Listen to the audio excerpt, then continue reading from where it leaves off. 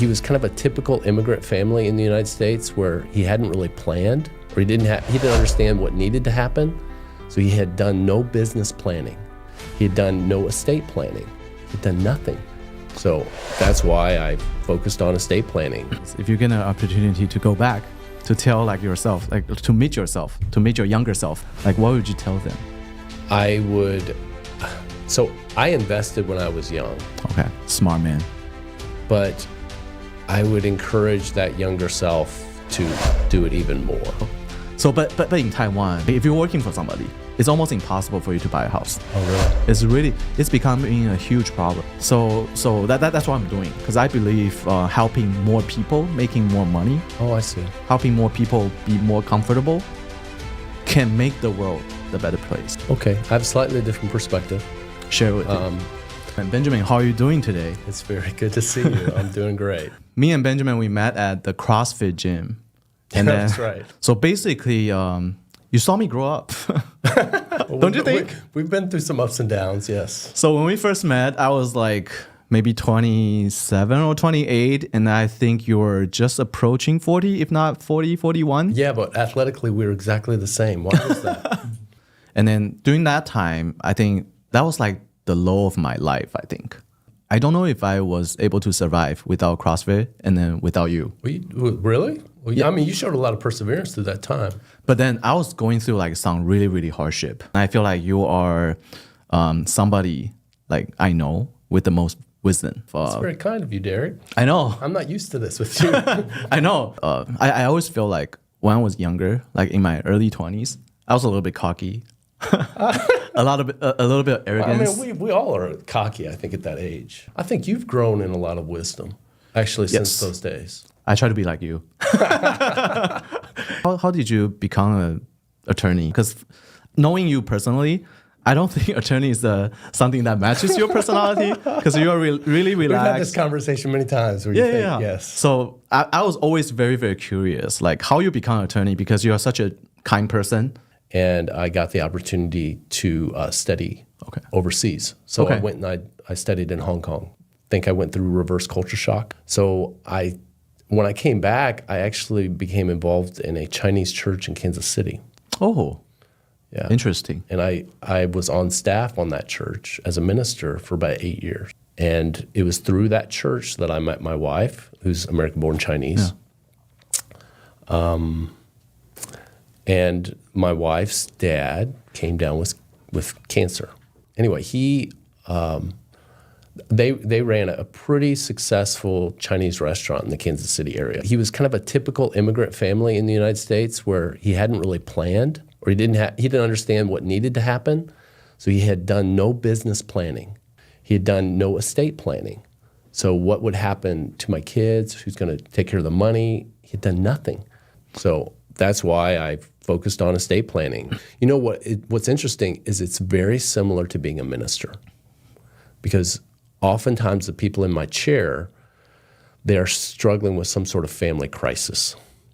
Oftentimes someone has passed away and they're trying to come to terms with it. It's very similar to when you have ministry experiences in a church. But don't you feel like ever since 2016, like the politics has become more and more polarizing? How do you think we should fix that? Or do you think there's a way to fix that? And then how you think it went from like people working together, even though their ideology might not be identical, but then they're still willing to work with the opposing party, versus nowadays it's just so diverse? I'm not sure if Congress is actually salvageable. I don't know if Congress has the influence that it did in the past. In fact, I think people like you have more influence sometimes than people in Congress. Yeah, like self-made media. Self-made media, independent media, yes. So I don't know. What do you think about that? Where you the whole Charlie Kirk thing? That we have something like this happen in the United States of America is just unbelievable. Right. And he was basically. It's so interesting because he was basically doing something that America supposedly stands for. You can share your opinion. Yeah. I mean, he's not perfect. Say the wrong thing. Said the wrong thing, but my golly, he was out there. Yeah. He was out there and kind of wrestling with these ideas. And in a way, if he is a follower of Jesus, that he is kind of following that path. Jesus himself gave up his life for other people. Yeah. Do you think politics can really change people's life? I think yes. I think that general policies can impact people's lives. And I think that more than anything else we see is that political rhetoric and the things that they say also has a tremendous impact on people's lives.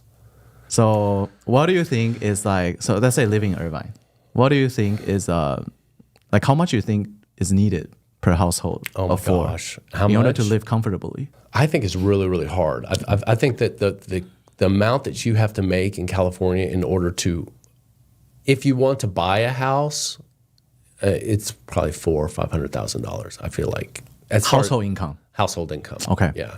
That's very tough because even that I feel like you're strapped because you're getting taxed heavily. Yes, in that bracket. Property tax and if you buy a house for, I was so shocked when I moved from like Kansas City area to here, and the cost of the house, and you walk around, it's got foundation issues and it's got holes in the wall and everything, and it's astronomical.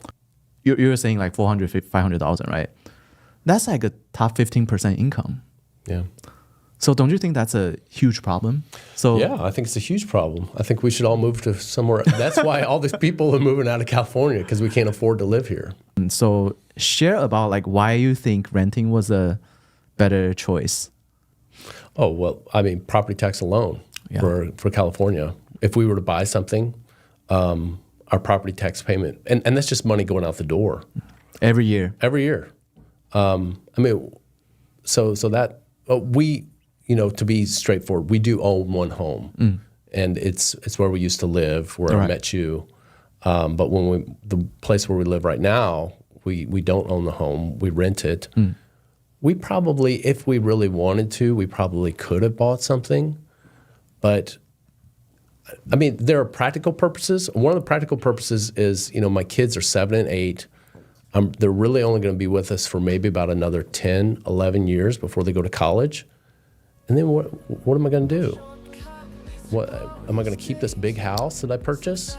I mean, I guess you could see it as an investment, but I don't know. I would rather pay half of what my monthly payment would be, and just by renting over that period, rather than and then invest what I would have paid. Right. Does that make sense? Right. And probably make off better.